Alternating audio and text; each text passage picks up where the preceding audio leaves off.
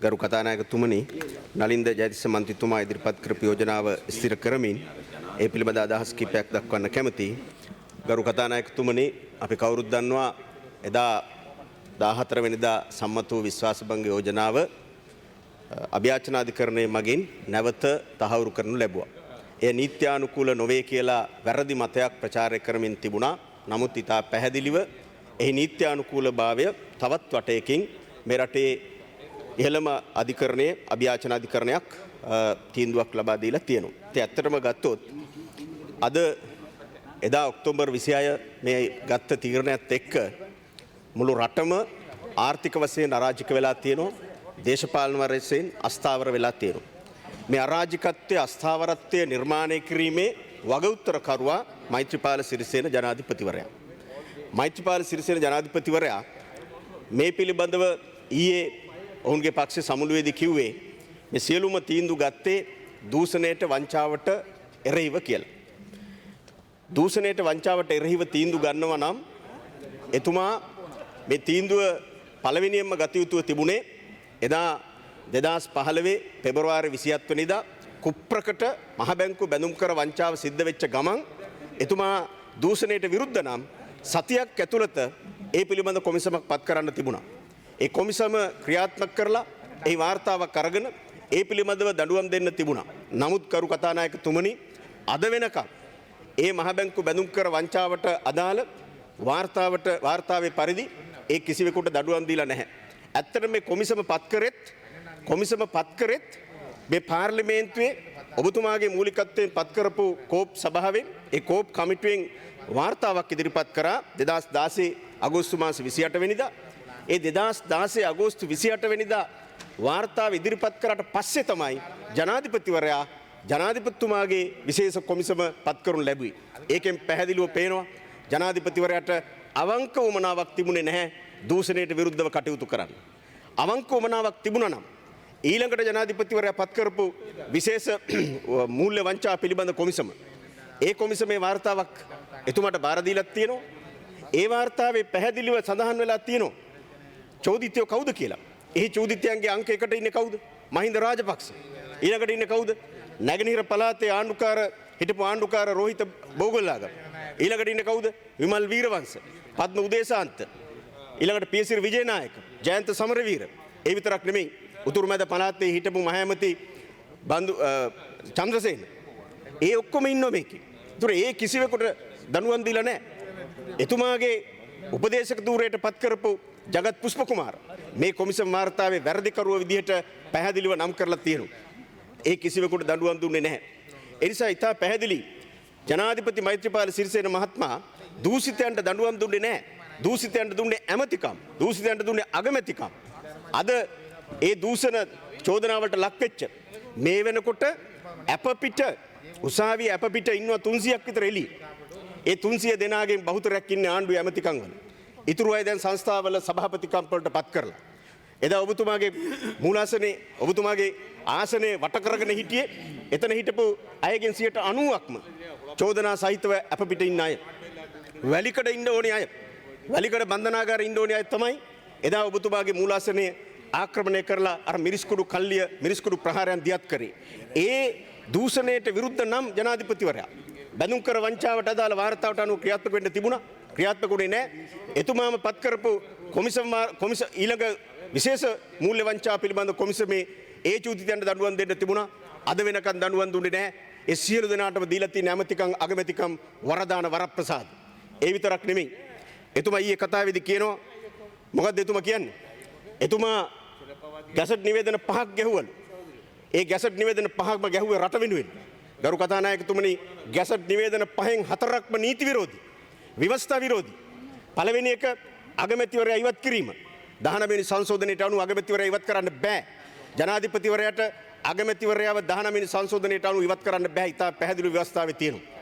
ඊළඟට එහෙම නීති විරෝධී ඉවත් කළා තව අගමැතිවරයෙක් පත් කරන්න ගැසට් එකක් ගහන්න බෑ. ඒ දෙකම විවස්ථා විරෝධී. ඒ නිසා ජනාධිපතිවරයා එදා නිකුත් කරපු ගැසට් නිවේදන ඒ 5න් මුල් දෙකම නීති විරෝධී. ඊළඟට 26 වෙනිදා රාත්‍රියේම පාර්ලිමේන්තුව වාර අවසන් කරා. ඒක නීත්‍යානුකූල වෙන්න පුළුවන්. හැබැයි ප්‍රජාතන්ත්‍ර විරෝධී. එතුමා මහින්ද රාජපක්ෂව අගමැති ධුරයට පත් කරලා Tamanට බහුතරය තියෙනවා නම් එතුමාට තිබුණා ඊළඟ සඳ පාර්ලිමේන්තුව කැඳවලා මේ පාර්ලිමේන්තුවේ බහුතරය පෙන්නලා තමන්ගේ කණ්ඩායමට බහුතරය තියෙනවා කියලා මුළු රටටම ලෝකෙටම පෙන්වන්න. හැබැයි එතුමාට බෑ එක කරගන්න. ඒ බැරිකම නිසා ප්‍රජාතන්ත්‍ර විරෝධී විදියට ඊළඟ ගැසට් එක ගැහුවේ පාර්ලිමේන්තුවේ වාර අවසන් කරන්න. 16 වෙනිදා දක්වා පාර්ලිමේන්තුව කල් තිබ්බා. ඒක සාධාරණයිද? ඒක කොහොමද නිවැරදි කියන්නේ? ඒ නිසා ඒ ගැසට් නිවේදනයත් මේ රටේ ප්‍රජාතන්ත්‍රවාදී උල්ලංඝනය කිරීමක් ඒකට එරෙහිව නිකුත් කරපු ගැසට් නිවේදනයක්. ඊළඟට එතුමා ගැහුවා ඊළඟ ගැසට් නිවේදන දෙකක් ගැන කියනවා. මොකද්ද? පාර්ලිමේන්තුව විසිරුව හැරීම. පාර්ලිමේන්තුව විසිරුව හැරින්න මේ ආණ්ඩුක්‍රම ව්‍යවස්ථාව යන ඉතා පැහැදිලිව 19 වෙනි සංශෝධනයට අනුව එතුමාට අවුරුදු 4මාරක් යනකම් එහෙම ගැසට් නිවේදන නිකුත් කරන්න බෑ. ඒ නිසා ගරු කතානායකතුමනි දැනටමත් එතුමා අපේ රටේ ආණ්ඩුක්‍රම ව්‍යවස්ථාව උල්ලංඝනය කරලා ඉවරයි. ආණ්ඩුක්‍රම ව්‍යවස්ථාව උල්ලංඝනය කරේ පළවෙනි වතාව දෙවෙනි වතාව නෙමෙයි. නියෝජ්‍ය ඇමතිවරු පත් කරා. එදා නියෝජ්‍ය ඇමතිවරු දෙන්නෙක් තුන් දෙනෙක් පත් කරා. ඒ පත් කරනකොට 19 වෙනි සංශෝධනය අනුව ඉතා පැහැදිලිව තියෙනවා අගමැතිවරයාගේ විමසලා තමයි පත් කරන්න ඕනේ. අගමැතිවරයාගේ සාකච්ඡාවෙන් තමයි එහෙම කරන්න ඕනේ. නමුත් ඒවා එහෙම කරේ නැහැ. ඒ නිසා එතුමා එතනදිත් ව්‍යවස්ථාව උල්ලංඝනය කරා. මේ ගැසට් නිවේදන පහෙන් හතරක්ම ව්‍යවස්ථාව උල්ලංඝනය කරලා තියෙනවා. අනිත් එක පහුගිය ඔක්තෝබර් 25 වෙනිදා ඔබතුමාගේ මූලිකත්වයෙන් මේ පාර්ලිමේන්තු ඔබතුමාගේ මේ පාර්ලිමේන්තු සංකීර්ණයේදීම ඔබතුමාගේ නිල කාමරයේදී ව්‍යවස්ථා සභාව ආණ්ඩුක්‍රම ව්‍යවස්ථා සභාව රැස් වුණා. ඒ ව්‍යවස්ථා සභාවේදී තීන්දුවක් ගත්තා ශ්‍රේෂ්ඨාධිකරණයට විනිසුරුවරු දෙදෙනෙක් පත් කරන්න. ඒ දෙදෙනා අද වෙනකම් පත් කරලා නැහැ. දැන් සති 6ක් වෙනවා. එතකොට ආණ්ඩුක්‍රම ව්‍යවස්ථාව අනුව එතුමා බැඳිලා ඉන්නවා ව්‍යවස්ථා සභාවෙන් අනුමත කරන නම් එතුමා විසින් පත් කළ යුතුයි කියලා. ඒ නිසා ශ්‍රේෂ්ඨාධිකරණයට විනිසුරුකාරවරුන් දෙදෙනෙක් අනුමත කරා නම් ව්‍යවස්ථා සභාවෙන් ඒක පත් කිරීමේ බලධාරියා ජනාධිපතිවරයා. එතුමා ඒක කළ යුතුයි. ඒක පැහැර හරින්න බෑ. නමුත් එතුමා තවමත් ඒක කරලා නැහැ. ඒ නිසා එතුමා දැන් ආණ්ඩුක්‍රම ව්‍යවස්ථාව මගහැරලා පැහැර හැරලා තියෙනවා. එවැනි චෝදනාවක් දැන් එතුමාට ඍජුවම තියෙනවා. ඒ නිසා ගරු කතානායකතුමනි අද ශ්‍රේෂ්ඨාධිකරණයේ ප්‍රශ්නයක් මතුවලා තියෙනවා. ශ්‍රේෂ්ඨාධිකරණයේ දැන් විනිසුරුවරු ඉන්නේ 9 දෙනයි. 9 දෙනාගෙන් 7 දෙනෙක්ම අදත් විභාග වෙන මේ නඩු කටයුත්තට සම්බන්ධ වෙලා තියෙනවා. එතකොට ඉතුරු වෙලා තියෙන්නේ දෙන්නයි. ඒකෙන් ඊවා වනසුන්දර විනිසුරුවරිය කියනවා එතුමිය ළඟදී විශ්‍රාම යන නිසා නඩු බාරගන්නේ නැහැ කියලා. එතන ඊළඟට මහින්ද රාජපක්ෂලම ඊයේ ගිහිල්ලා පැමිණිල්ලක් බාර දුන්නා ශ්‍රේෂ්ඨාධිකරණයට. ඒ පැමිණිල්ල විභාග කරන්න දැන් විනිශ්චයකාරවරු නැහැ. ඇයි? 9 දෙනාගෙන් 7 දෙනෙක්ම දැන් මේ විසිරුව හැරීම පිළිබඳ නඩුවේ වාඩි වෙලා ඉන්නේ. ඉතුරු වෙලා ඉන්නේ දෙන්නයි. දෙන්නෙන් එක්කෙනෙක් හෙටානිද්දා විශ්‍රාම යන නිසා නඩු බාරගන්නේ නැහැ. ඉතුරු වෙලා තියෙන එක්කෙනයි.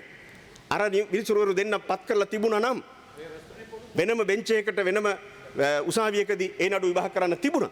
නමුත් ජනාධිපතිවරයා හිතාමතාම එතුමාට ඕනි කට්ටිය පත් වෙච්ච නැති හින්දා මම අවධාරණය කරනවා. දරු කතානායකතුමනි එතුමාට ඕනිකම තිබුණේ මේ පත් වෙච්ච දෙන්නව පත් කරන්න නෙමෙයි. එතුමාගේ උමනාව ඉෂ්ට වුණේ නැහැ. ඒ නිසා එතුමා තවමත් ඒක පැහැර හරමින් තියෙනවා. ඒ නිසා ව්‍යවස්ථාව උල්ලංඝනය කරමින් ව්‍යවස්ථාව පැහැර හරමින් අදත් ශ්‍රේෂ්ඨාධිකරණයට පත් වෙන්න ඕනි විනිශ්චයකාරවරුන්ව පත් කරන්නේ නැතුව ඉන්නවා. ඒ නිසා ජනාධිපතිවරයා ඒ චෝදනාවටත් වරදකාරයෙක් වෙලා ඉවරයි. ඒ නිසා ගරු කතානායකතුමනි අපි බලාපොරොත්තු වෙනවා ශ්‍රේෂ්ඨාධිකරණයෙන් මේ රටේ ජනතාවගේ යුක්තිය සඳහා හොඳ තීන්දුවක් ලැබෙයි කියලා.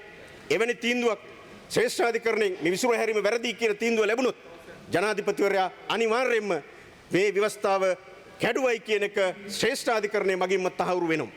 දැන් අභියාචනාධිකරණයෙන් තහවුරු වෙලා තියෙනවා. එතුමා පිළිගන්න බෑ කිව්වා විශ්වාසභංගය. එතුමා 14 වෙනිදා අනුමත වෙච්ච විශ්වාසභංගේ ප්‍රතික්ෂේප කරලෙව්වා. ඊළඟට 16 වෙනිදා අනුමත වෙච්ච විශ්වාසභංගේ ප්‍රතික්ෂේප කරලෙව්වා. නමුත් අභියාචනාධිකරණේ අද පිළි අරගෙන තියෙනවා ඒ විශ්වාසභංගය පාර්ලිමේන්තුවෙන් නියමානුකූලව අනුමත වුණා කියලා. ඒ නිසා ජනාධිපතිවරයාට බෑ උසාවියේ අධිකරණ තීන්දුව අභිබව යන්න. උසාවියෙන් දැන් අධිකරණ තීන්දුවක් දීලා තියෙනවා ඒක පිළි අරගෙන තමයි ඒ වාරණ නියෝගය නිකුත් කරලා තියෙන්නේ. ඒ නිසා ගරු කතානායකතුමනි දැනටමත් මේ මෛත්‍රීපාල සිරිසේන ජනාධිපතිවරයා ව්‍යවස්ථාව උල්ලංඝනය කිරීමේ චෝදනාවට ලක් වෙලා ඉවරයි. ඒ විතරක් නෙමේ ව්‍යවස්ථාව පැහැර හැරීමේ චෝදනාවට ලක් වෙලා ඉවරයි. ඇමතිවරු පත් කිරීමේදී ඊළඟට ගැසට් නිවේදන නිකුත් කිරීමේදී ඊළඟට මේ විශ්වාසභංගය නොපිළිගැනීමේදී එතුමා මේ වරදවලට හසු වෙලා ඉවරයි. විසිරුව හැරීමේ නීති විරෝධී විදියට විසිරුව හැරීමේ වරදට හසු වුණොත් එතුමා සියලු චෝදනාවලට වරදකාරයා වෙලා ඉවරයි. ඒ නිසා එතුමාට තවදුරටත් මේ රටේ ජනාධිපති පුටුවේ වාඩි වෙලා ඒ කටයුතු කරන්න පුළුවන්ද කියන ප්‍රශ්නේ මේ රටේ ජනතා අධිකරණ ඉස්සරහ තියෙනවා. අපි බලමු ඉදිරියේදී මොකද්ද වෙන්න ඕනේ කියලා. ඒ වගේම ගරු කතානායකතුමනි එතුමා කියනවා ඒ අවුරුදු 3මාර ඇතුලේ පහුගිය අවුරුදු 3මාර ඇතුලේ එතුමා දූෂණයට විරුද්ධ වැඩ කරාලු. එතුමාව විනාශ කරා කියලා කිව්වා. එතුමා විතරක් නෙමෙයි ඉස්සර පටන් ගත්තේ. රනිල් වික්‍රමසිංහ මහත්මයා රට විනාශ කරා, ආණ්ඩුව විනාශ කරා, එතුමාගේ පක්ෂ විනාශ කරා, මෛත්‍රීපාල සිරිසේන මහත්තයත් විනාශ කරා කියලා කියනවා. මහවත් ටිකක් විනාශ කරා. මම දන්නේ රනිල් වික්‍රමසිංහ මහත්මයාට මෛත්‍රීලා දෙන්න මාරු වුණාද කියලා. මොකද්ද ඒ කියන්නේ? ඒ විනාශ කිරීම ගැන මොකද්ද මේ කියන්නේ? දැන් මේ දෙන්න අතර තියෙන විනාශ කිරීම ප්‍රශ්නයක් රටේ ප්‍රශ්නයක් කරගන්න ඕනේ. මේ රටක් 2 කෝටි දශලක්ෂයක් ජනතාව මේ වගේ අගාධයකට තල්ලු කරලා තින්නේ. මේ දෙන්න අතර තියෙන ප්‍රශ්නයකටද? ගරු කතානායකතුමනි, ඒක කොහොමද සදාචාර සම්පන්න වෙන්නේ? ඒක කොහොමද යුක්ති සහගත වෙන්නේ? දෙන්න අතර ස්වාමියායි බිරිඳයි අතර ප්‍රශ්නයක් මතුණා කියලා, දෙන්න අතර අඩදබරයක් ඇති වුණා කියලා මුළු රටක් විනාශ කරනවා. අපිට ආරංචි වුණා පහුගිය දවස්වල කැබිනට් මණ්ඩලය කිව්වයි කියලා මම රටම ගිනි තියාගෙන යන්නේ කියලා. අද ඒක තමයි මේ කරලා තියෙන්නේ. මුළු රටම ගිනි තියලා තින්නේ. අද මුළු රටම ගිනි තියලා නීරෝ වගේ දැන් වීණා වායනෙමින් ඉන්නවා. ඒ නිසා ගරු කතානායකතුමනි මේ தත්ත්වයට තවත් ඉඩ දෙන්න බෑ. අපි තා පැහැදිලිව කිව්වා එතුමත් එක්ක සාකච්ඡා කරන්න දෙයක් නැහැ. එතුමත් එක්ක සාකච්ඡා කරන එක කිසි තේරුමක් නැහැ කියලා. ඒ වගේම අපි එදා පැහැදිලිව කිව්වා ඒ සාකච්ඡා වගේම තමයි එතුමාගේ යටිකූට්ටු වැඩ. එදා රනිල් වික්‍රමසිංහ අගමැතිවරයාට විශ්වාස භංග යෝජනාව ගේනකොට අපේ බිමල් රත්නායක මන්ත්‍රීවරයා ඉතා පැහැදිලිව කිව්වා මේ විශ්වාස භංගයේ ගෙනාවේ වෙන කවුරුවත් මේ මෛත්‍රීපාල සිරිසේන කියලා. ඔබට මතක ඇති, රටේ ජනතාවට මතක ඇති. අපි දැක්කා ඒක ගෙනාවේ ඉදිරිපත් කරේ මහින්ද රාජපක්ෂ කණ්ඩායමෙන් වුණාට ඒක නිර්මාතෘ ඒක හැදුවේ ඒක ඉදිරිපත් කරේ වෙන කොහෙන්වත් නෙමෙයි මෛත්‍රීපාල සිරිසේන මහත්තයාගේ පාර්ශවයෙන්. ඒක තමයි එදා වුණේ ඇත්ත කතාව. අද ගරු කතානායකතුමනි අපි මේ පාර්ලිමේන්තු විශ්වාස භංග යෝජනාවක් සම්මත කරා. වරක් නෙමෙයි දෙවරක් සම්මත කරා. 3 වෙනි වතාවට අද විශ්වාස භංග යෝජනාවක් නැවත ආවා. මේ විශ්වාස භංග යෝජනාව හැදුවෙත් මෛත්‍රීපාල සිරිසේනගේ පාර්ශවයෙන්. මොකද ඇයි හේතුව? ඔබතුමාට මතක ඇති. පක්ෂ නායකයෝ සහ ඔබතුමාට දෙන්න කියලා කැඳවපු සාකච්ඡාවේදී මෛත්‍රීපාල සිරිසේන මහත්තයා මොකද්ද කිව්වේ? මේ විශ්වාස භංග යෝජනාවේ මට කිසි ප්‍රශ්නයක් නැහැ. මේකේ පළවෙනි කොටස අයින් කරන්න. මේකේ දෙවෙනි කොටස ගේන්න. පළවෙනි කොටස මොකද්ද? පළවෙනි කොටස තිබුණේ අගමැතිවරයා ඉවත් කිරීමේ ගැසට් එක නීති විරෝධී. ඒ මත පත් කරපු අගමැතිවරයා පත් කරපු ගැසට් නිවේදනයත් වැරදි. ඒ නීති විරෝධී වැඩේ කරපු මාව නිදහස් කරන්න. මාව බේරන්න. මහින්ද රාජපක්ෂව අයින් කරාට මට ප්‍රශ්නයක් නැහැ. දෙවෙනි කොටස තිබුණේ මොකද්ද? දෙවෙනි කොටස තිබුණේ මහින්ද රාජපක්ෂ ඇතුළු ආණ්ඩුව කෙරෙහි කිසිදු විශ්වාසයක් නොමැති බව ප්‍රකාශ කර සිටි. මෛත්‍රීපාල මහත්තයා කිව්වේ මොකද්ද? පළවෙනි චෝදනාව මට ඍජුව එල්ල වෙන්නේ. ඒක අයින් කරන්න. දෙවෙනි එක ගේන්න. මහින්දට මොනවා වුණත් මට ප්‍රශ්නයක් නැහැ. මාව බේරන්න. මොකද ඒක මගේ අනාගතේ දෝෂාභියෝගයක් ආවොත් මට හිරි මේක පාවිච්චි වෙනවා. දෝෂාභියෝගයක් විතරක් නෙමෙයි ගරු කතානායකතුමනි. අනාගතේ මෛත්‍රීපාල සිරිසේන මහත්තයාගේ ප්‍රජාහිතය අහෝස කරන්නත් පුළුවන්. ප්‍රජාහිතය අහෝස කරන්නත් මේක පාවිච්චි කරන්න පුළුවන්. දැනට මේ වරදට හසු වෙලා ඉවරයි. ඒක තමයි මෙච්චර බය. ඇයි මේ බය? වෙන මොකක්වත් නෙමෙයි. ඒ නිසා තමයි දිගින් දිගටම කියන්නේ මේ විශ්වාස භංග යෝජනාවේ පළවෙනි කොටස අයින් කරන්න කියලා. අද අපිට කනගාටු කරු කතානායකතුමනි එක්සත් ජාතික පක්ෂයේ මන්ත්‍රීවරු කීප දෙනෙක් මේ ජනාධිපතිතුමාගේ ඒ කතාව විශ්වාස කරලා මේක සත්භාවයෙන් කරගන්න ඕනි කියලා හිතලා ඒ චේතනාව අවංක වෙන්න පුළුවන්. හැබැයි මෛත්‍රීපාල කෙරෙහි තවත් විශ්වාසය තියලා එතුමාගේ ඉල්ලීම පරිදි අද මේ විශ්වාස භංග යෝජනාව ගෙනාවේ මොකක් කියලාද? 2018 නොවැම්බර් 16 දින සම්මත යෝජනාව 2018 නොවැම්බර් 14 දින සම්මත යෝජනාවේ පළමුණු ඡේදය ඉවත් කර ඇති හේින්ද? මේක එහෙම උනේ කොහොමද? මේ විශ්වාස භංග යෝජනාවේ පළවෙනි කොටස ඉවත් කර ඇති හේින්ද කියලා වාක්‍ය ආවේ කොහොමද? ඒක ආවේ ඩීල් එකෙන්. පැහැදිලි ඩීල් එකෙන්. මෛත්‍රීපාල මහත්තයාගේ ඉල්ලීමට එකඟ වුණා මෙතුමන්ලා. එතුමන්ලා මේක ලයින් කරා. අයින් කරලා අද ගේන්න හැදුවා. නෑ අපි කියන ඕනේ නෑ. ඇයි? අභියාචනාධිකරණයෙන් දැන් තීන්දුව වෙලා ඉවරයි. මේ විශ්වාස භංග යෝජනාව නීත්‍යානුකූලයි කියලා. ඔබතුමා ප්‍රකාශ කළා ඉවරයි. නැවත මේක ආපහු රිවර්ස් කරන්න ඕනේ නැහැ. ඒ නිසා දැන් හැප්පිලා බලමු. උසාවි තීරණේ තියෙනවා, පාර්ලිමේන්තුවේ තීරණේ තියෙනවා. ඒ නිසා මෛත්‍රීපාල සිරිසේන මහත්තයාගේ මේ වලට අපි අහුවෙන්න ඕනේ නැහැ. එතුමා චෝදනාවට අහු වෙලා ඉවරයි. එතුමා වැරදිකාරය වෙලා ඉවරයි. දැන් ඒකෙන් බේරෙන්න මේ එක മന്ത്രിවරුත් එක්ක ඩීල් දාලා ඒ පැත්තෙන් කීප දෙනෙක් සාකච්ඡා කරලා එකඟතාවයේ මත මේ අලුත් විශ්වාස භංග යෝජනාව ආවේ. එහෙම ගත්තම එදා රනිල් වික්‍රමසිංහට එරෙහි විශ්වාස භංග යෝජනාව ගෙනාවෙත් මෛත්‍රී. අද මහින්ද රාජපක්ෂට විරුද්ධව විශ්වාස භංගය ගෙන්නෙත් මෛත්‍රී. හරියට බලන්න. මේ දෙකම ගේන්නේ මෛත්‍රී සිරිසේන. මෛත්‍රීපාල සිරිසේන. එදා යටිකුට්ටුවෙන් මහින්ද රාජපක්ෂලා හරහා විශ්වාස භංග යෝජනාවක් වික්‍රමසිංහ මහත්තයට එරෙහිව ගෙනාවා. ගෙනල්ලා පෙරදුනා. ඒක වෙනම කතාවක්. ඒ පෙරදුනෙත් එතුමගේ කණ්ඩායම ඡන්දෙ නොදී හිපින්දා. ශ්‍රී ලංකා නිදහස් පක්ෂයේ කට්ටිය ඡන්දෙ දුන්නේ නැහැ. ජනතා විමුක්ති පෙරමුණේ අපි එදා වික්‍රමසිංහ මහත්තයා ආගමෙත් දූරේ දරද්දී ඒ කරේ විශ්වාසය නැහැ කියලා අපි එතුමාට විරුද්ධව ඡන්දෙ දුන්නා. හැබැයි තමන්ගේ පක්ෂේ තමන් සභාපතිත්වයේ දරන පක්ෂේ කට්ටියව ඡන්දෙ දෙන්න තැනට එකතු කරගන්න බැරි වුණා. එහෙම කරපු මෛත්‍රීපාල සිරිසේන මහත්මයා අද නැවත විශ්වාස භංග යෝජනාවක් ගෙන්වනවා එක්සත් ජාතික පක්ෂය හරහා මහින්ද රාජපක්ෂට විරුද්ධව. මහින්ද රාජපක්ෂ මහත්තයා දැන්වත් මේවා තේරුම් ගත යුතුයි. මේ ළඟ තියාගෙන එදා ආප්ප කාලා එකට ආප්ප කාලා තේ බීලා ඒ ද්‍රෝහිකම කරා වගේම අද අගමැතිකම දීලා අද අමාරු වැටලා මහින්ද රාජපක්ෂව කුජීත කරලා තියෙනවා. අර මොකක් හරි කරගෙන අටවගෙන පොහට්ටුවක් අටවගෙන යන්තම් හරි ඔළුව උස්සලා හදාගෙන එන්න හදපු මහින්ද රාජපක්ෂව නැති කරලා විනාශ කරලා පොහට්ටුව කුණු කරලා දැම්මා මේ මෛත්‍රීපාල සිරිසේන මහත්තයා. අද එක්සත් ජාතික පක්ෂය හරහා හොරපාරෙන් මේ විශ්වාස භංග යෝජනාව ගේනවා එතුමාව නිදොස් කරගෙන. එතුමා වැරදිකාරය වෙන කොටස ඉවත් කරගෙන. ලැජ්ජයි. මේ තත්ත්වයට පත් වෙන්න ඕනේද රටේ ජනාධිපතිවරයෙක්? මේ තත්ත්වයට පත් වෙන්න ඕනේද රටේ මුල් පුරවැසියෙක්? ඉතින් අද සිද්ධ වෙලා තියෙන්නේ ඒකයි ගරු කතානායකතුමනි. එහෙම කියලා එතුමා කියනවා මේ මල් වට්ටියට අත ගහන්න එන්නලු. මොකද්ද මේ මල් වට්ටිය? මේක මල් වට්ටියක් නෙමෙයි ගොම හට්ටියක්. මේ රටක් විනාශ කළා, ආර්ථිකේ නැතිබංගස්ථාන කළා, අපේ රටේ ව්‍යවස්ථාව දේශපාලන සදාචාරය කෙලසලා ප්‍රජාතන්ත්‍ර විරෝධී වැඩ කළා. දැන් කියනවා මල් වට්ටියට අත ගහන්න එන්න කියලා. මේ ගොම හට්ටියට අත ගහන්න ශ්‍රී ලංකා නිදහස් පක්ෂයේ සමාජිකයෝ යන්නෙත් නැහැ. ඒ නිසා තමයි අද පැහැදිලිව කුමාර වෙල්ගම මන්ත්‍රීවරයා කියන්නේ මේ කරපු වැඩේ වැරදි. අපරාධේ නැති බංගස්ථාන වුණා හත් පොලේ ගාගත්තා කියලා. අපි දන්නවා ශ්‍රී ලංකා නිදහස් පක්ෂයේ මන්ත්‍රීවරු කීප දෙනෙක්ගේ ගෙවල් වලට ඇවිල්ලා පාක්ෂිකව අහනවා මොකක්ද අහන්නේ? පාක්ෂිකව අහන්නේ ඇයි මන්ත්‍රීතුමා මේ වගේ වැඩක් කරගත්තේ? අපරාධේ නේද? හොඳට හිටපු මහින්ද රාජපක්ෂයි කට්ටියයි වැටුණා නේද හතර ගාතේ? ඇයි මෙහෙම අපරාධයක් කරගත්තේ කියලා. පාක්ෂිකව අද එතුමන්ලගෙන් ගෙවල් වලට ඇවිල්ලා අහන්නේ ඒක. ඒ නිසා ගරු කතානායකතුමනි අපි විතරක් නෙමෙයි එතුමාගේ පාක්ෂිකයෝම අද මේ තත්ත්වය ප්‍රතික්ෂේප කරලා කලකිරලා ඉන්නේ. අද මහින්ද රාජපක්ෂට බහුතරයක් නැහැ කියලා පැහැදිලිව තහවුරු වෙලා ඉවරයි. මේ පාර්ලිමේන්තුවේ තවදුරටත් ඒක ඔප්පු කරන්න දෙයක් නැහැ. 122යි 123යි දැන් එතුමාට විරුද්ධව. එතකොට එතුමාට පක්ෂව කීයක් ඉන්නවද? තවම හරියට ගණන් කියලා නැහැනේ. 123ක් ඉන්නවා නම් අනිත් පැත්තේ එතුමාට පක්ෂව 100ක් ඉන්න එපා. 101ක් ඉන්න එපා. 101ක් කොහෙද පෙන්නලා තියෙන්නේ?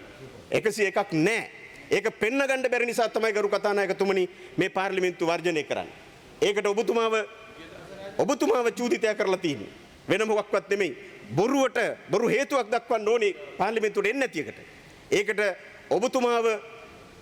ඔබතුමාව අරගෙන හේතුවක් විදිහට අරගෙන ඔබතුමාගේ ක්‍රියාකලාපේ වැරදි නිසා අපි එන්නේ නැහැ කියලා බොරු චෝදනාවක් ඔබතුමාට නගලා තියෙනවා.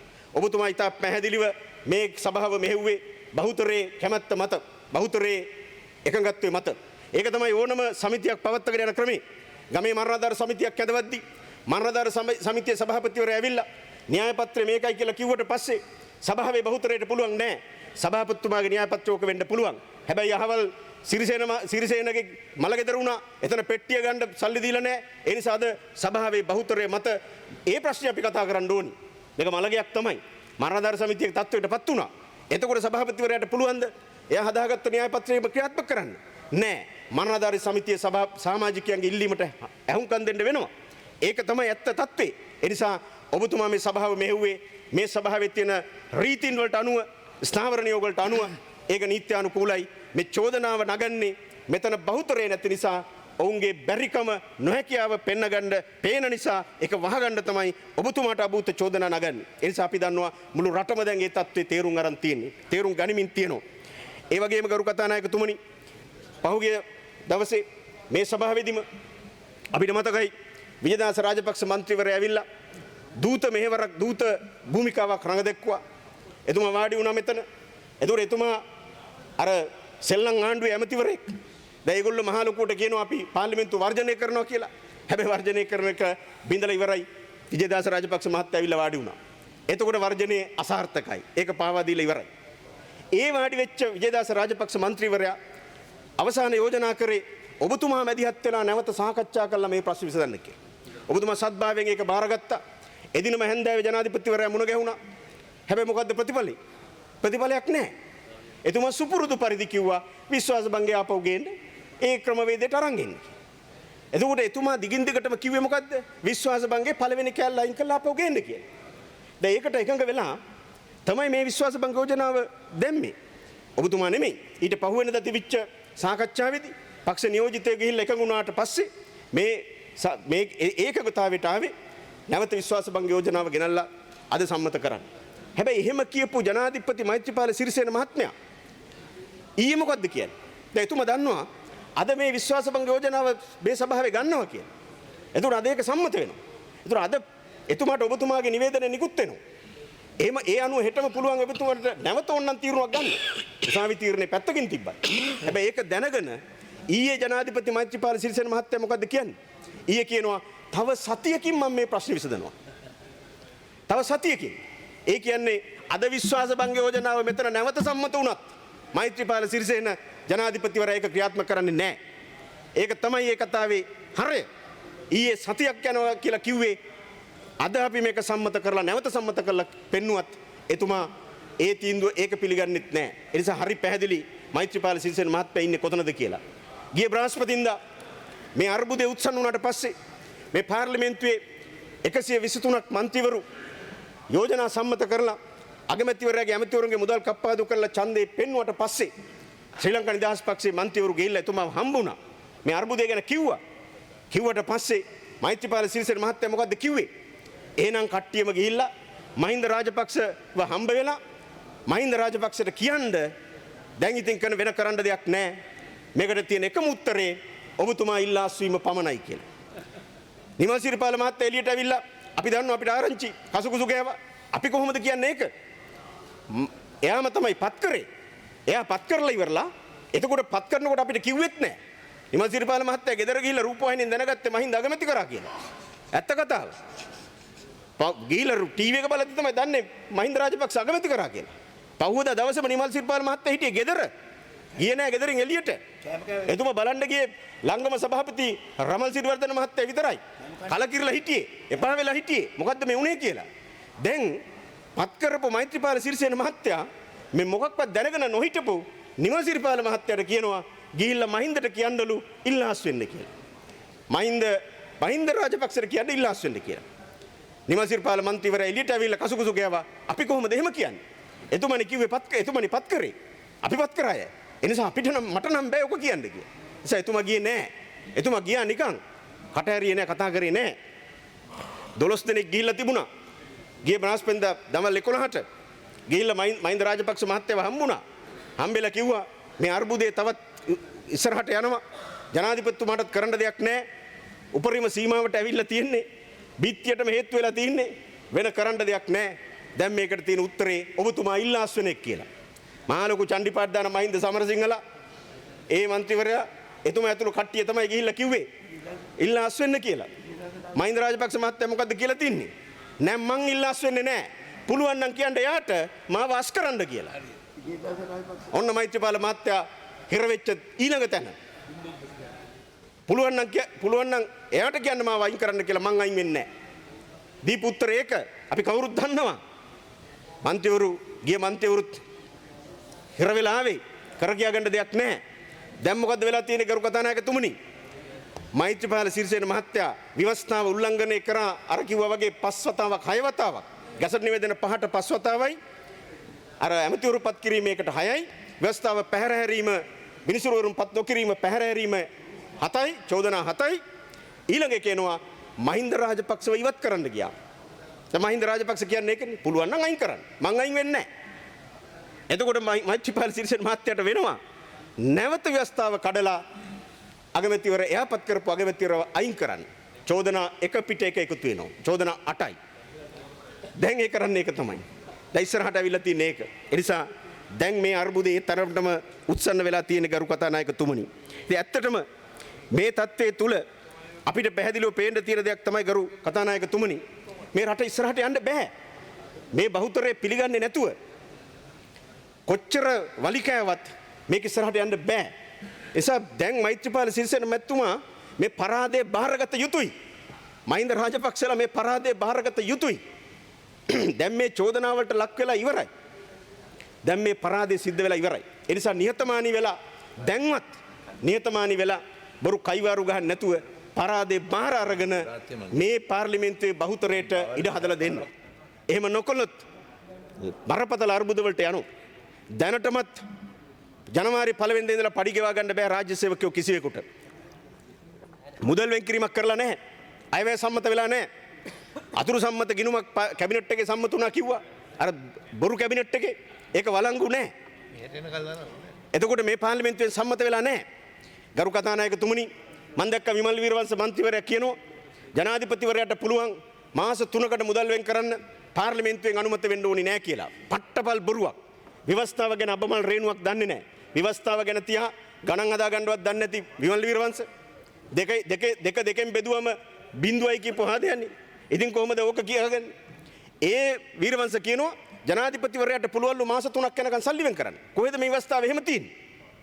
එහෙම කරන්න පුළුවන් අයවැය සම්මත වෙලා නැති අවස්ථාවකදී පාර්ලිමේන්තුව විසිරුව හැරලා තියෙන අවස්ථාවක. පාර්ලිමේන්තුව විසිරුව හැරලා අයවැය සම්මත කරලා නැති අවස්ථාවකදී ජනාධිපතිවරයාට බලය ලැබෙනවා එහෙම කාලයකට මුදල් වෙන් කරන්න. එහෙම පුළුවන් දැන් අර විසිරුව හැරීම නීත්‍යානුකූලයි කියලා පැහැදිලි වුණා නම් දැන් එහෙම එකක් නැහැ. ඒ නිසා ලබන මාර්තු මාසයේ දක්වා අප්‍රේල් දක්වා මුදල් තියෙනවා කියලා කියන එක පට්ටපල් බොරුවක්. එහෙම එකක් නැහැ. ඒ නිසා අනිවාර්යයෙන්ම මේ පාර්ලිමේන්තුවේ ඒ අයවැය සම්මත වෙන්න ඕනි, මුදල් සම්මත වෙන්න ඕනි. එහෙම නැත්නම් රටේ රජයේ සේවකයන්ට පඩි ගෙවා ගන්න බෑ, වියදම් කරන්න බෑ. අද මේ අභියාචනාධිකරණ තීන්දුවත් එක්ක මහ බැංකුවට ණයක් ගන්නත් බෑ. බැඳුම් කර නිකුත් කළ ණයක් ගන්නව නම් මුදල් ඇමතිවරයා අස්සම් කරන්න ඕනේ. මුදල් ඇමතිවරයා අස්සම් කරන්න නැතුව ඒක කරන්න බෑ. එසා රට ලොකු අර්බුදයක තියෙන්නේ. ඒ විතරක් නෙමෙයි. සෞඛ්‍ය ශාස්ත්‍රයේ බරපතල ප්‍රශ්නයක් ආවොත් බෙහෙත් පිළිබඳව ඇමතිවරයා අස්සම් කරන්න ඕනේ. චක්ලේඛනයක් ආවොත් නැත්තම් ටෙන්ඩරයක් ආවොත් ඒක අස්සම් කරන්න බෑ සෞඛ්‍ය ඇමති කෙනෙක් නැහැ. එතකොට දහස් ගණනක් අපේ රෝගීන් අපේ ජනතාව මිය දෙනවා. ඒ ලෙඩ රෝග වලට ගොදුරු වෙනවා. ඒකට උත්තරයක් නැහැ. මෛත්‍රීපාල ජනාධිපතිවරයාට මේවා 7-5ක මායිමක් නැහැ. හරි කනගාටු කතානායකතුමනි. එතුමා ඊයේ කතාවේදී එතුමා කියනවා මේ පාර්ලිමේන්තුවේ හැසිරිච්ච හැසිරීම ඒක ඉතින් ලෝකේ හැම රටකම වෙනවනේ. අපේ රටේ විතරක් නෙමෙයිනේ. ලෝකයේ ගොඩක් රට උදාහරණයක් කියනවා. ඒ රටවලත් වෙනවා. ඒ නිසා මෙහෙ වෙන එක අමුතුවක් නෙමෙයි කියලා. ඒ කියන්නේ මොකද්ද ගරු කතානායකතුමනි? රටේ ජනාධිපතිවරයා රටේ මුල් පුරවැසියා මේ පාර්ලිමේන්තුවේ අර හැසිරිච්ච පාදඩ හැසිරීම අනුමත කරනවා. එහෙම ජනාධිපති කෙනෙක් කොහොමද අපි තවදුරටත් රටේ නායකයා විදිහට කටයුතු කරන්න ඉඩ දෙන්නේ? ඒම ඉඩ දෙන්න අපිට පුළුවන් ද අයිතියක් තියෙනවද? මේ රටේ ජනතාව ඒකට කැමතිද? නෑ ගරු කතානායකතුමනි. ඒ නිසා අද පැහැදිලි වෙලා තියෙනවා මේ ගෙවිච්ච කෙටි කාලය තුල මේ මාස එකමාර ඇතුලේ මොනවද මේ හදාගත්ත සෙල්ලම් ආණ්ඩුව කරපු දේ? සිංගප්පූරු ගිවිසුම අහෝසි කරනවා කියලා මෙහි ඉඳලා කෑ ගැහුවා. ගියා විතරයි බන්දුරු ගුණවර්ධන කියනවා නෑ එහෙම අහෝසි කරන්න බෑ. එහෙම ආවට ගියාට ජාත්‍යන්තර ගිවිසුම අහෝසි කරන්න බෑ කියලා. එදා කයිවාරු ගැහුවා මෙහි ඉඳලා අහෝසි කරනවා කියලා. රුපියල කණන් වැටෙනකොට බන්දුල ගුණවර්ධන මහ ලොකු කයිවාරු ගැහුවා මේක නවත්තන්න පුළුවන් මට දෙන්න අපිට දෙන්න කියලා ආණ්ඩුව ගත්තා. මොකද්ද උනේ? දැන් කියනවා අතින් අල්ලලා නවත්තන්න බෑ. මං කොහොමද නවත්තන්නේ? අතින් අල්ලලා නවත්තන්නද කියලා.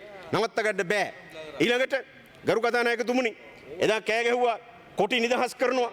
කොටින්ට සල්ලි දෙනවා, ගෙවල් දෙනවා කියලා. ඇත්තටම ගත්තොත් එදා මෙතන සම්මත වුණා පනතක්. ඒ යුද්ධයෙන් පීඩාවට පත්වෙච්ච සියලු පාර්ශවයන්ට ඒ වන්දි ලබා දීම පිළිබඳ පනතක්. ඒක මේ කොටින්ට ගෙවල් දෙනවා හරි කොටින්ට සල්ලි දෙනවා නෙමෙයි. නමුත් ඒවා වැරදි විදිහට අර්ථකථනය කළා මහ ලොකු බොරු කයිවාරු ගහලා බොරු දේශප්‍රේමයක් මැව්වා. අද වාසුදේව නානායක්කර මහත්තයා මොකද්ද කියන්නේ? LTT සමාජිකයන් වර්ගීකරණය කරනවා. පිරිසක් නිදහස් කරනවා. පිරිසක් පුනරුත්ථාපනය කරනවා. හොඳයි. හැබැයි එදා කිව්වේ මොකද්ද?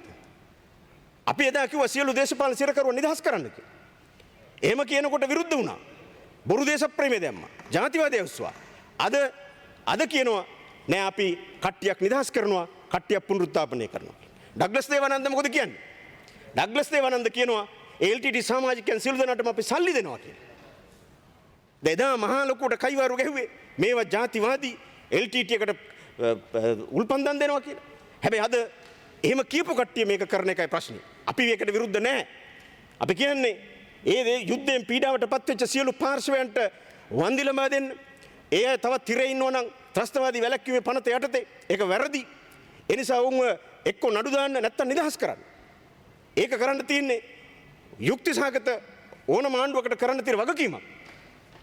නමුත් ඒක කරන්නේ නැහැ. නමුත් අද එදා කියපු කතාවයි අද කියන කතාවයි පරස්පරයක්.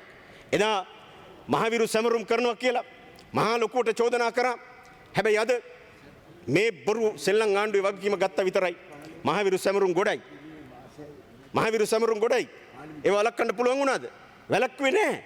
ඒ විතරක් නෙමෙයි පොලිසිය නිලධාරීන් දෙන්නෙක් මැරුණා වෙඩි තියලා. ඒ පොලිස් නිලධාරී දෙන්න මැරුණම මං අහගෙන කියනවා ඩලස් සලහප්පෙරු මන්ත්‍රීවරයා පහුගිය ආණ්ඩුවෙන් හමුදා කඳවුරු ඉවත් කරා. ඒ ඉවත් කරපු හින්දා තමයි ඔවුන් දෙන්නට වෙඩි තියලා තියෙන්නේ කියලා. ගරු කතානායකතුමනි වගකීමෙන් කියන්නේ ඒ සිද්ධිය වෙච්ච තැනට මේ පොලිස් නිලධාරීන් දෙන්න මරලා දාපු තැන ඉඳලා මීටර 200ක් එහා පැත්තේ තියෙන්නේ ගුවන් හමුදා කඳවුර. අදත් බලන්න පුළුවන් ඕන කෙනෙකුට. ගුවන් හමුදා කඳවුර තියෙන්නේ මීටර 200ක් එහා පැත්තේ. පොලිසිය තියෙන්නේ එහා පැත්තේ ළඟම. පොලිසිය ළඟම තියෙනවා. ගුවන් හමුදා කඳවුර මීටර 200ක් එහා පැත්තේ තියෙන්නේ. ඒ තැන තමයි මේ පොලිස් නිලධාරීන් දෙන්නට වෙඩි තියලා මැරුවේ. ඒ නිසා ගරු කතානායකතුමනි දැන් මේ මාස එකමාර ඇතුලේ මේගොල්ලෝ පෙන්නවා තමන්ගේ බැරිකම. රණවිරු දඩයම් කිව්වා. අන්තිමට මේ ඊනි ආණ්ඩුවේ බලය ගත්ත විතරයි. ත්‍රිවිධ හමුදාවේම ප්‍රධානියා. යුද හමුදාවේ, නාවික හමුදාවේ, ගුවන් හමුදාවේ ත්‍රිවිධ හමුදාවෙන් ප්‍රධානියා මාණ්ඩලික නිලධාරීවරයා රවීන්ද්‍ර විජේගුණවර්ධන අත්අඩංගුවට ගත්තා. රණවිරු දඩයම කියලා චෝදනා නගපුවයි. දැන් ඒව ඔක්කොම කරන්නේ මේ කට්ටිය මේ මාසෙ ඇතුළේ. ජනාධිපතිවරයා මේ වළක්වනක ගන්න දෙන්නේ නැහැ කිව්වා. හැබැයි මේ සෙල්ලම් ආණ්ඩුව හදාගත්ත විතරයි මේ වැරදි ටික ඔක්කොම කරා. ඒ නිසා ගරු කතානායකතුමනි දැන් හරි පැහැදිලි මාස එකමාර ඇතුලේ රටේ ජනතාවට පැහැදිලි මේගොල්ලන්ගේ කෙරුවාව මොකද්ද කියලා. ඒ නිසා තවදුරටත් මේ වැරදි සහගත නීති විරෝධී ආණ්ඩුවයි කියා ගන්න කණ්ඩායමට මේක කරන්න දෙන්න බෑ. ඒක වහාම අපි අනිත් පැත්ත හරවන්න ඕනි. ගරු කතානායකතුමනි දැන් අපේ රටේ කාටත් පැහැදිලි මේ තනි පුද්ගලයෙකුට බලය පැවරුනාම ඒකාධිපති බලය පාවිච්චි කරලා ඕනම කෙනෙක් මේ වගේ වැඩ කරන තත්ත්වයට පත් වෙනවා. සමහරු කියනවා විධායක ජනාධිපති බලයට හොඳ කෙනෙක් ගියාම ඒක හරි ෂෝක්, නරක කෙනෙක් ගියාම තමයි අප්සෙට් කියලා.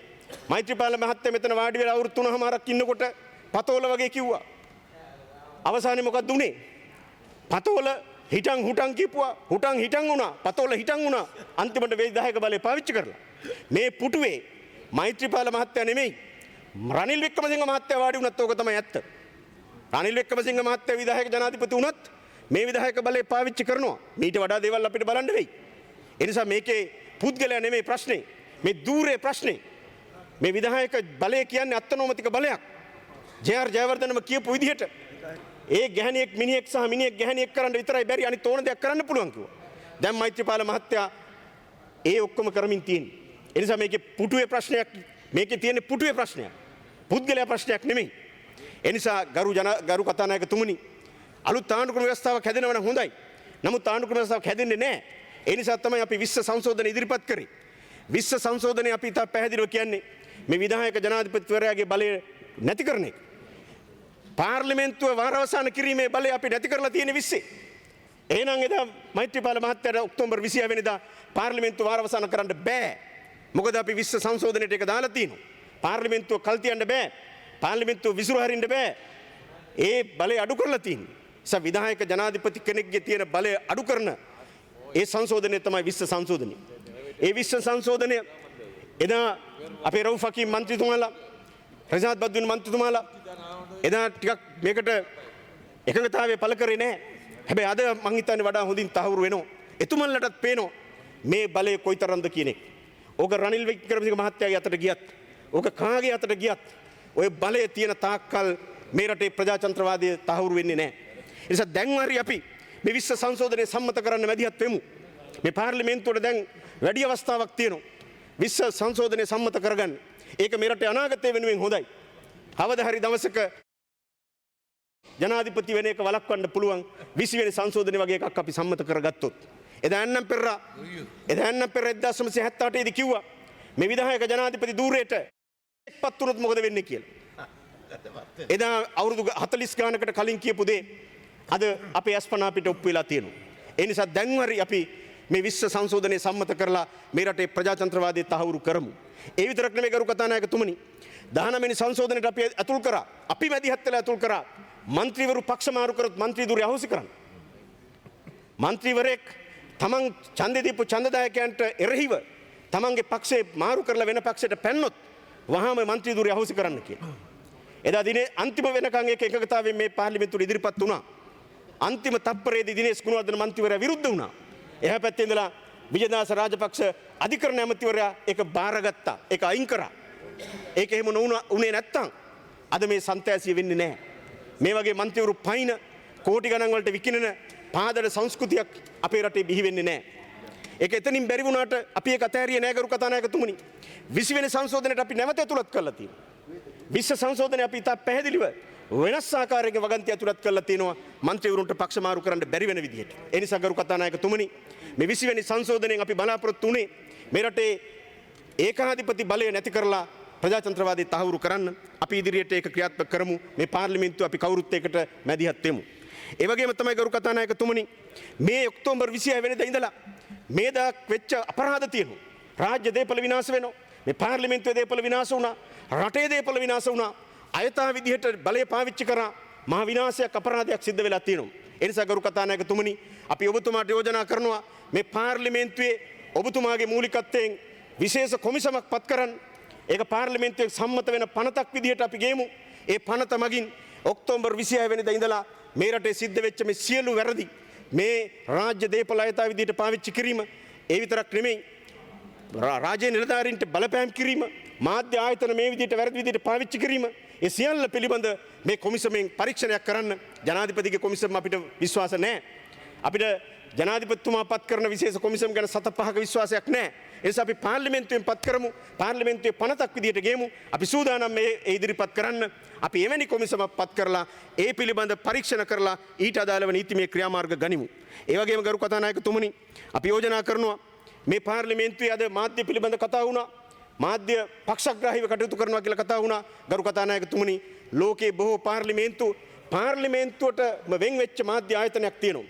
රූපවාහිනී නාලිකාවක් තියෙනවා. ඒ වගේම ගුවන්විදුලි විකාශනයක් පවත්වාගෙන යනවා. බ්‍රිතාන්‍යය ගත්තත් යුරෝපයේ රටවල් බොහෝ ගණනක එක තියෙනවා. මේ කෝටි ගණන් මුදල් අපි වියදම් කරනවා. කෝටි ගණන් මුදල් අපි නාස්ති කරනවා. අපි යෝජනා කරනවා ගරු කතානායකතුමනි ඔබතුමා ඊළඟ වර්ෂයේදී ඊළඟ අයවැයේදී මුදල් වෙන් කරලා මුදල් ඇමතිවරයා විසියට කවුරු හරි ඒ මුදල් විශේෂ වෙන් කිරීමක් කරනවා මේ පාර්ලිමේන්තුවට වෙනම මාධ්‍ය ඒකකයක් පිහිටවන්න. ඒ මාධ්‍ය ඒකකය පිහිටවලා මේ පාර්ලිමේන්තුවෙන් සිද්ධ වෙන සියලු දේවල් අපක්ෂපාතීව විනිවිද පේන ආකාරයට මේ රටේ ජනතාවට දැනගන්න තියන්න. එතකොට ඔය එක මාධ්‍යවලට තමන්ගේ න්‍යාය පත්‍රවලට ඕනි විදිහට මේවා පළ කරන්න බෑ. තමන්ට ඕන විදිහට ඒවා වළක්වන්න බෑ. ජාතික රූපවාහිනියට හරි ITN එකට හරි ගුවන්විදුලියට හරි බලය තියෙන විදිහට ඒවා පාලනය කරන්න බෑ. ඔබතුමාට පුළුවන් කතානායකවරයා විදිහට ඔබතුමා හෝ ඊළඟට පත් වෙන කවර හෝ කතානායකවරයෙකුට අනාගතයේ චිරාත් කාලයක් සඳහා ඒ ඕනෑම කෙනෙකුට පුළුවන් මේ පාර්ලිමේන්තුවේ ස්වාධීනත්වය ආරක්ෂා කරන්න පාර්ලිමේන්තුවේ කමිටුවල කෝප් කමිටුවේ PAC එකේ පෙත් සංකාරක සභාවේ ඒ සියලුම දේවල් පිළිබඳව ජනතාව දැනුවත් කරන්න අපි ස්ථාවර නියෝග සම්මත කරලා තියෙන්නේ. ඒ නිසා ස්ථාවර නියෝග අනුව ඒව ජනතාවට දැනුවත් කරන්න අපිට දැන් බලය තියෙනවා.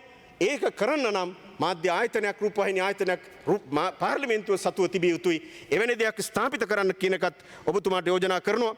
ඒ වගේම ගරු කතානායකතුමනි මේ කුමන්ත්‍රණය පරද්දලා මේ සිද්ධ වෙච්ච අපරාධය අනිත් පැත්තට හැරුවට පස්සේ මේ රටේ ජනතාවට මේ රටට ගැළපෙන නව ආණ්ඩුවක් පිහිටව ගන්න විකෘති නොවිච්ච ස්ථාවරත්වයක් සහිත ආණ්ඩුවක් පිහිටව ගන්න අපි අවස්ථාව දී යුතු තියෙනවා. අන්න ඒ සඳහා මැතිවරණයක් ඇඳවලා ඒ අවශ්‍ය මොහොතේදී නීත්‍යානුකූලව මේ පාර්ලිමේන්තුවට යෝජනාවක් ඉදිරිපත් කරලා 3-2 සම්මතයකින් යුක්තව අපි මේ පාර්ලිමේන්තුවේ අපි කවුරුත් එකඟ වෙලා පාර්ලිමේන්තු මැතිවරණයකට යමු. ඒ පාර්ලිමේන්තු මැතිවරණයේදී ජනතාවට අලුත් අවස්ථාවක් තියෙනවා. අලුත් ආණ්ඩුවක් පිහිටව ගන්න. ඒ අවස්ථාව අපි හදාගමු. ඒකට ඉඩ සැලසමු. එහෙම කරලා මේ ඇතිවලා තියෙන අරාජිකත්වය, මේ ඇතිවලා තියෙන අස්ථාවරත්වය වෙනස් කරන්න අපි පියවර ගනිමු. ඒ සඳහා ජනතා විමුක්ති පෙරමුණේ අපි සූදානම්. ඒකෙදි අපිට ඔය එක ලේබල් ගැහුවට අපි බය නැහැ. අපිට එක්සත් ජාතික පක්ෂයේ ලේබල් ගහනවා. අපිට UNPට කඩ යනවා කියනවා. ගරු කතානායකතුමනි 1982 ඊනියා ජනමත විචාරණය තියන්න හදපු වෙලාවේ ඒ ජනමත විචාරණේ නීති විරෝධී නිසා ඒකට එරෙහිව අපි උසාවි ගියා ශ්‍රේෂ්ඨාධිකරණයට ගියා. ඒ ශ්‍රේෂ්ඨාධිකරණයට ගියේ අපිව මර්ධනය කරපු එදා 71 දී අපරාධ යුක්ති විනිශ්චය කොමිෂන් සභාව ගෙනල්ලා ඒ අනපනත් නීති ගෙනල්ලා මේ පාර්ලිමේන්තුවේ අපිව මර්ධනය කරන්න මැදිහත් වෙච්ච ශ්‍රී ලංකා නිදහස් පක්ෂයේ ෆීලික්ස් ඩෑස් බණ්ඩාරනායක මැතිතුමත් එක්ක ඒ නීතිඥවරයාත් එක්ක තමයි අපි UNP ගෙන ආපු ඒ ප්‍රජාතන්ත්‍ර විරෝධී ජනමත විචාරණයට එරෙහිව ශ්‍රේෂ්ඨාධිකරණයට ගියේ. අපි ඒකෙදි කිසිසේත්ම සැලුන් නැහැ. අපි ඒවට බය නැහැ. ඒ නිසා අදත් අපි කරන්නේ මේ රටේ ජනතාවගේ ප්‍රජාතන්ත්‍රවාදය වෙනුවෙන් මෙහෙවරක්. ඒක කාටවත් කඩයාමක් නෙමෙයි. ඒක කාටවත් පක්ෂග්‍රාහී වීමක් නෙමෙයි. මේ පාර්ලිමේන්තුවේ බහුතරය මත අගමැතිවරයෙක් පත් කිරීම තමයි ව්‍යවස්ථාවේ තියෙන්නේ. ඒක තමයි ව්‍යවස්ථාව. ඒකට අනුකූලව කටයුතු කිරීම ජනාධිපතිවරයා වගකීමක්. ජනාධිපතිවරයාට කියන්න බෑ 225ම අස්සම් කරත් මම පත් කරන්නේ නැහැ කවුරුවත් කියලා. කොහොමද එහෙම කියන්නේ? ඒ ව්‍යවස්ථාව 9 වෙනි වතාවට උල්ලංඝනය කිරීම. මේ පාර්ලිමේන්තුවේ 225ම කැමති වුණාම ආයේ කවුරුවත් ඉතුරු වෙන්නේ නැහැ. ඔබතුමත් ඇතුළත් තමයි 225 කියන්නේ. දෙන්න කෙනෙක් නැතුව ඊට පස්සේ දෙන්න කෙනෙක් නැහැ. 225ම කියනවා නම් එක්කෙනෙක් අහවල් එක්කෙනාට දෙන්න කියලා. ඊට පස්සේ එයාට දෙන්න එපා කියන්නේ කවුද? ඊට පිටින් ඉන්නේ කවුද? ඊට පිටින් ඉන්නේ මෛත්‍රීපාල මහත්තයා. ඊට පිටින් මෛත්‍රීපාල සිරිසෙන හිටියයි කියලා එතුමට අයිතියක් නැහැ. අගමැතිකමයි ජනාධිපතිකමයි දෙකම තියාගන්න. අද නම් වෙලා තියෙන්නේ ජනාධිපති අගමැති ඇමති මණ්ඩලය ඔක්කොම තනියෙන් තියාගන්න. 19 වෙනි සංශෝධනය අනුව ඒක කරන්නත් බෑ. ඇමති මණ්ඩලයේ අමාත්‍යවරුන්ගේ බලතල පවර ගන්න බෑ. ඒ නිසා එතුමට දැන් මුදල් ඇමතිකම හෝ සෞඛ්‍ය ඇමතිකම හෝ වෙනත් අමාත්‍ය ධූරයක් පවර ගන්නත් බෑ. ඒ ඉස්සර. ඒ නිසා එතුමට එහෙම හැකියාවකුත් නැහැ. ඒ නිසා 225ම අකමැති වුණත් කැමති වුණත් මම පත් කරන්නේ නැහැ කියලා කියන්න මෛත්‍රීපාල සිරිසේන මහත්මයාට බෑ. ඒක ව්‍යවස්ථා විරෝධී. එහෙම කටයුතු කරන්න බෑ. මේ පාර්ලිමේන්තුවේ බහුතරය තියෙනවා නම් ඒ බහුතරය තියෙන පුද්ගලයා පත් කළ යුතුයි. ආණ්ඩුක්‍රම ව්‍යවස්ථාවේ තියෙන්නේ මොකද්ද ගරු කතානායකතුමනි? පාර්ලිමේන්තුවේ මන්ත්‍රීවරුන්ගේ බහුතරයක විශ්වාසය ඇති පුද්ගලයා ජනාධිපතිවරයාගේ මතය අනුව පත් කළ යුතුය. ජනාධිපතිවරයාගේ හැඟීම අනුව නෙමෙයි මතය අනුව පත් කළ යුතුය. මතේ ප්‍රකාශ වෙනවා මෙතන බහුතරය පෙන්වනවා නම්. ඒ නිසා බහුතරයේ තියෙන කෙනාව පත් කළ යුත්තේය. පත් කළ හැක්කේය නෙමෙයි. යුත්තේය. අනිවාර්යෙන් කරන්න ඕනි. ඒ නිසා මෛත්‍රීපාල මහත්තයෝ නැවත ව්‍යවස්ථාව උල්ලංඝනය කරලා ඊළඟ ප්‍රජාහිතය අහෝසි වෙන චෝදනාවත් එකතු කරගන්න එපා. ඒ තත්ත්වයටපත් වුණොත් තවත් තත්ත්වය භයානකයි දරුණුයි. ඒ තත්ත්වයට යන්න එපා කියන එකත් අවධාරණය කරමින් මේ ඇති වෙලා තියෙන තත්ත්වය වහාම විසඳන්න මේ අරාජිකත්වය මේ අස්ථාවරත්වය මේ රටේ ආර්ථික වශයෙන් ඇති වෙලා තියෙන මේ අර්බුදකාරී තත්ත්වය විසඳන්න වහාම පියවර ගත යුතුයි. ඒ පියවර ගැනීමේ ප්‍රධාන වගඋත්තරකාරයා වෙන කවුරුවත් නෙමෙයි මෛත්‍රීපාල සිරිසේන මහත්මයා. ඒ නිසා මෛත්‍රීපාල සිරිසේන මහත්තයාට තමයි අභියාචනාධිකරණයේ දීපු තීන්දුව පිළි අරගෙන නව අගමැතිවරයෙක් අමාත්‍ය මණ්ඩලයක් පිහිටුවීමේ හැකියාව තියෙනවා. වෙන කාටවත් එක කරන්න බෑ නිවස්ථාව අනුව. ඒ නිසා තවත් කල් මරන්නේ නැතුව, සති ගණන් කල් ගන්නේ නැතුව, බොරු සාකච්ඡා නැතුව, හොරපාරෙන් UNP හරහා වෙන විශ්වාස භංග යෝජනා ගෙනල්ලා Tamante එරෙහි චෝදනා ඉවත් කරගන්න යටිකුට්ටු වැඩ කරන්නේ නැතුව දැන් කෙලින් මුහුණ දෙන්න, පරාදේ බාර ගන්න, නිහතමානී වෙන්න, නිහතමානී වෙලා රට වෙනුවෙන් රටේ ජනතාව වෙනුවෙන් තමන්ගේ වගකීම ඉටු කරන්න. එහෙම ඉටු කරන්නේ නැත්නම් දෙවෙනි තුන්වෙනි ඊළඟ පියවරත් මේ පාර්ලිමේන්තුවෙන් ගන්න අපි සූදානම් කියමින් මා නවතනවා. ගරු කතානායකතුමනි බොහොම ස්තුතියි. බොහොම ස්තුතියි ගරු මන්ත්‍රීතුමා. විශේෂයෙන්ම නිදහස් ස්වාධීන මාධ්‍යයක් කෙනෙක් ඔබතුමා ඉදිරිපත් කරපු අදහස් මම හිතන්නේ අපිට සාකච්ඡා කරන්න පුළුවන්. අද උදේම අපි දැක්කා ගුවන්විදුලි සංස්ථාවේ සභාපතිවරයා කොහොමද ඇසුරුනේ කියලා. ඉතින් ඒ නිසා මම පාර්ලිමේන්තුවේම අවධානය ඒ සඳහා යොමු යුතුයි. කතිකයෝ 25ක් පමණ සිටින නිසා මම සියලු දෙනාම ගරු අවධානය යොමු කරන්න කැමති වේලාව ගැන අවධානය යොමු කරන්න. ඒ වගේම අපි දවල් දිවා භෝජනය සඳහා නවත්තන්නේ. ඒ වගේම මෙම විවාදය හැන්දෑවේ 5:30 දක්වා කළ යුතුයි තමයි යෝජනා කරන්නේ. ඒ වගේම අර 12 වෙනිදා රැස්වීම අපි ආරම්භ කරන්නේ අපරභාග 1ට.